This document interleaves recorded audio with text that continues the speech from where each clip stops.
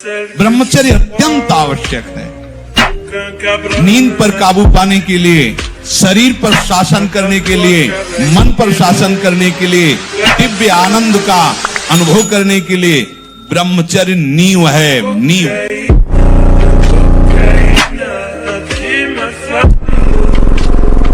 बेटा, जो बनना चाहते हो वही सोचो, जो सोचोगे वही बन जाओगे। यहाँ का कुछ ऐसा ही है, जैसी सोच रखोगे वैसे ही स्थिति आ जाएगी। जैसी स्थिति पाना वैसी सोच रखो। अगर साधु आसन में नहीं बैठता, साधु व्यायाम प्राणायाम नहीं करता, साधु अपने शरीर को थकाता नहीं है तो ब्रह्मचर्य नहीं रह सकता। पक्का। आप 1 साल ब्रह्मचर्य रहकर देखिए, नमक रोटी खाइए आप, और आपसे अगर कोई हाथ मिला ले तो उनसे बात करो। 1 साल केवल आप ब्रह्मचर्य रहिए, व्यायाम संयम से रहिए, आपसे कोई हाथ मिला ले तो बताओ, चाहे टेढ़ा को आप उठा के पटक देंगे, क्योंकि ब्रह्मचर्य का बल।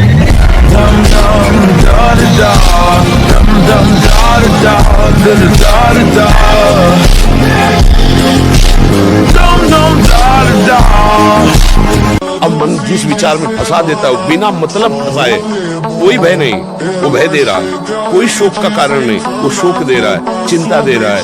किसी भी कार्य को करो, इतना संशय पैदा कर। और जब ब्रह्मचर्य, ऐसा कैसे हो सकता है? बल है ना, ऐसा कैसे हो सकता है? यदि एक बार ऐसा हुआ तो 1000 बार में प्रयास करो।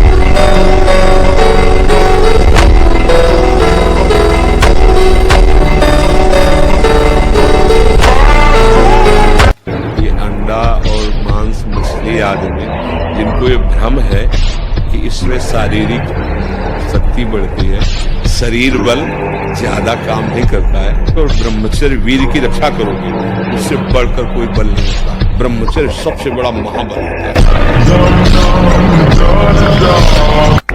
ये जो रात्रि के शयन के समय मोबाइल में इधर उधर दृश्य देखने हैं, अपने सर्वनाश का बीज बोना है। मान लो, हमारी प्रार्थना मान लो, ये उस समय मन आपको परेशान करेगा जब कमरे की सिटकिनी अंदर से बंद होगी। सबसे प्रार्थना है रात्रि के शयन के समय। तो बोले फिर ठीक है, 10 बजे तक देख लेंगे मोबाइल, इसके बाद शयन के समय भजन कर लेंगे, होगा ही नहीं। क्या तुम देखना चाहते? प्रिया प्रीतम के सिवा और कुछ क्या देखना चाहते? अब आजकल के 15-18 वर्ष के ऐसे बच्चे की अगर 4 सीढ़ी चढ़ के आए तो गांठों में ऐसे आदत। अब ऐसी अवस्था में तो 10-5 बार 8-9 खंड की अगर बिल्डिंग हो तो उतर चढ़ के जाए, फिर भी ऐसी दशा। 18-20 की अवस्था में तो समझते पावन शरीर, हर समय एक शरीर में दिव्य तेज, दिव्य कांति, दिव्य उत्साह, क्योंकि ब्रह्मचारी रखा होता है।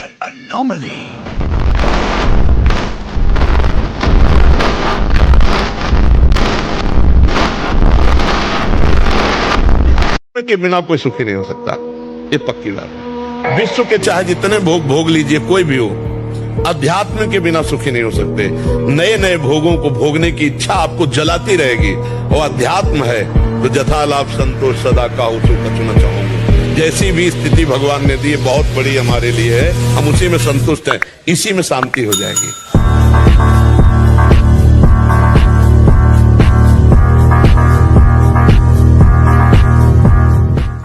100 बार गिरेंगे फिर भी हम चढ़ाई करेंगे इस पर। इसका अभ्यास है हमको नष्ट करने का। तो आज से हम प्रण लेते हैं कि तू हमें कितनी बार गिराएगा। अविनाशी का बच्चा हूं, अविनाशी ही हूं। शरीर बदलते रहेंगे लेकिन हम तेरे को देख लेंगे। फिर किसी की ताकत नहीं कि आपको परास्त कर सके।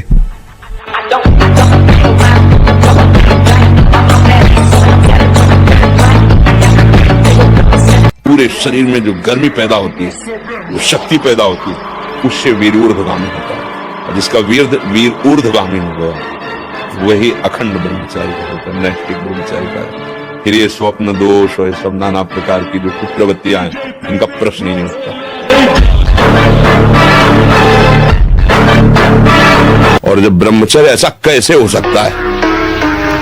बल है ना, अध्यात्म बल, शारीरिक बल की बात नहीं कहते। ऐसा कैसे हो सकता है? यदि एक बार ऐसा हुआ तो 1000 बार मैं प्रयास करूंगा और इस पर विजय। वो मतलब जिद्दी स्वभाव, एक निष्ठा उसी से आती है, उसी से। पहले खेती जोतते थे ना किसान, एक फार वाला होता था और पूरे खेत को उसी से जोतला है, बलवान होते हैं। 2 लीटर मठा और 8 रोटी पाए, बैल की जैसी ताकत। अगर बैल को नाक पकड़ के रोक ले तो वो वही खड़ा हो जाए।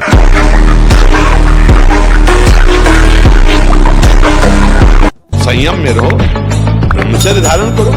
देखो ना, 10-10 हजार वर्ष तक ब्रह्मचर्य रहे और फिर पुत्र प्रकट किया तो गरुण जी, अरुण जी ऐसे महान भगवत पार्षद प्रकट। अगर आप ब्रह्मचर्य रहकर संतान उत्पन्न,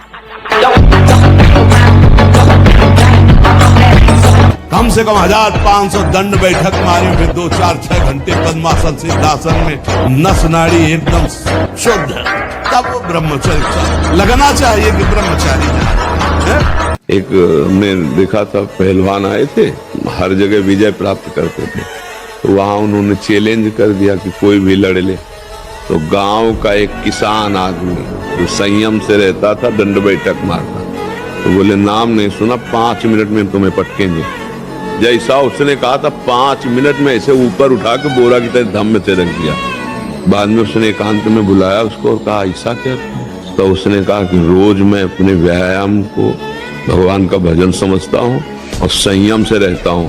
तुम्हारे शरीर को देख करके हम समझ गए थे कि तुम्हारा शरीर भोग प्रधान है। गरीब आदमी दंड बैठक मार के संयम से रह के पटक दिया उसको।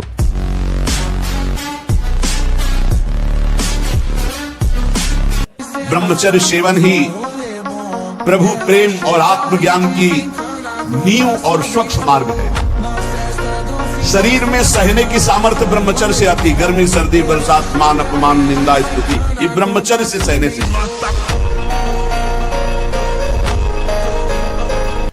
गुरुदेव भगवान, आपकी तरह अखंड ब्रह्मचर्य का पालन कैसे किया जाए, कृपया करके मुझे वो नियम बताएं। पहला, ब्रह्म मुहूर्त में जगना।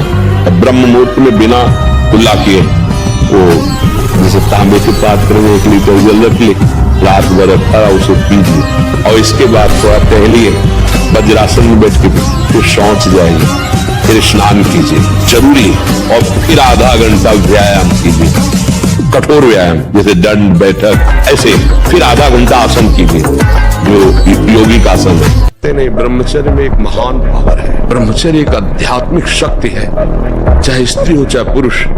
आप ब्रह्मचर्य के देखो, आपको रोगों से लड़ने की सामर्थ्य, बौद्धिक स्तर आपका बहुत प्रवीण, और शरीर भले ऐसे हो, आपके अंदर आत्मबल, बहुत जोश, पावर है, पावर।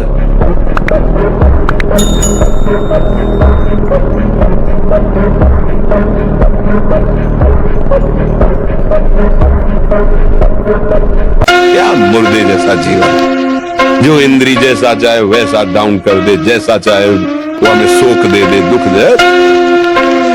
थोड़ा सा साहसी बनो, तुम भगवान के अंश हो, तुम कुछ भी कर सकते हो, कुछ भी। आप सब कुछ कर सकते हो, मतलब यही सबको भूल है, ये तो किसी किसी के भाग्य में लिखा होता। कुछ नहीं, तुम जो चाहो अपना भाग्य बदल सकते हो, ये मनुष्य शरीर जो चाहो कर सकते हो। भगवान को जो प्राप्त कर सकते हो तो क्या नहीं बन सकते हो।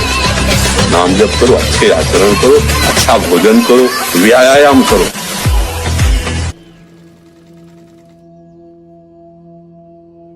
ब्रह्मचर्य प्रत्येक मार्ग के लिए बहुत सुंदर नींव है, चाहे वो गृहस्थ में जाए, चाहे किसी खेल में जाए। गांव में पहले तो 10-20 पहलवान होते ही थे, अब समय बदल गया है हमारी राष्ट्र सेवा में। तो अगर ब्रह्मचर्य तो स्मृतिवान है, धैर्यवान है, बलवान है, तभी वो राष्ट्र सेवा में लग पाएगा।